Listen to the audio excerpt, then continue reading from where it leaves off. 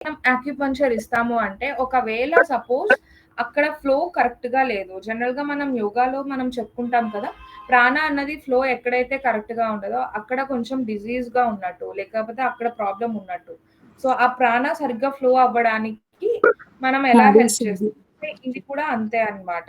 So, మెరిడియన్స్‌లో కూడా ఏంటి అంటే, సపోజ్ ఐ హావ్ నాకే నాకొచ్చేసరికి హెడేక్ ఉంది. సో, ఫ్లో అన్నది ప్రాణ ఫ్లో అనేది సరిగ్గా ఎప్పుడైతే లేదో అప్పుడు హెడేక్ వస్తది అని చెప్పేసి నమ్ముతారనమాట.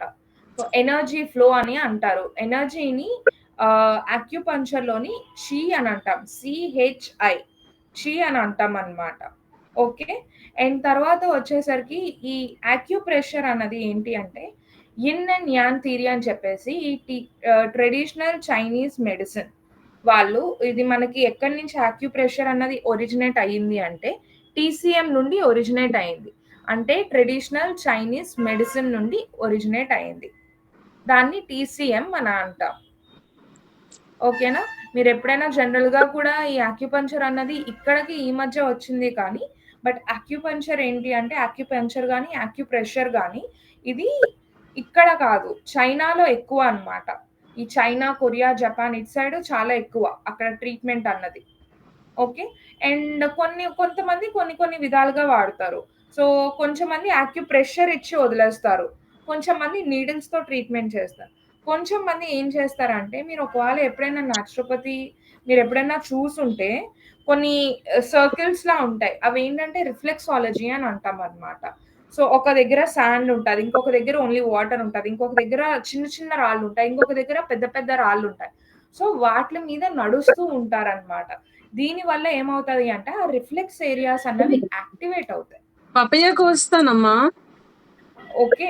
ఎందుకంటే మీకు మీ పీడీఎఫ్స్‌లోని ఉన్నాయి. లైక్ ఒక చెయ్యి గాని, ఒక అరిపాదం గాని ఏంటి అంటే, మొత్తం హోల్ మన బాడీని రిప్రజెంట్ చేస్తది అని చెప్పి. క్లాస్‌లో ఎప్పుడైతే వీటిని యాక్టివేట్ చేస్తారో, పాలిచ్చేవాళ్ళ. అప్పుడు అది కూడా క్లియర్ అవుతాది అని చెప్పేసి అంటే నమ్ముతారనమాట. సో, వాటిని పాలింటాను. ఫుడ్ మళ్ళీ రిఫ్లెక్సాలజీ రాత్రైనా అంటాము. తాగొచ్చు. నార్మల్ అనుకోని అమ్మొచ్చిన రిఫ్లెక్సాలజీ తర్వాత అని అడుగుదాం కూడా అంటాం. కావాలంటే. సరేనా? ఓకే. చూడు ఇగో యెస్. ఇది ఇక్కడ సో, ఉంచుతావు. This is the basic. ఆ! అండ్ మీకిప్పుడు నేను టాపిక్‌లోకి ఎళ్ళిపోతాను. తినేసి ఆ బాక్స్ అక్కడ పెట్టు.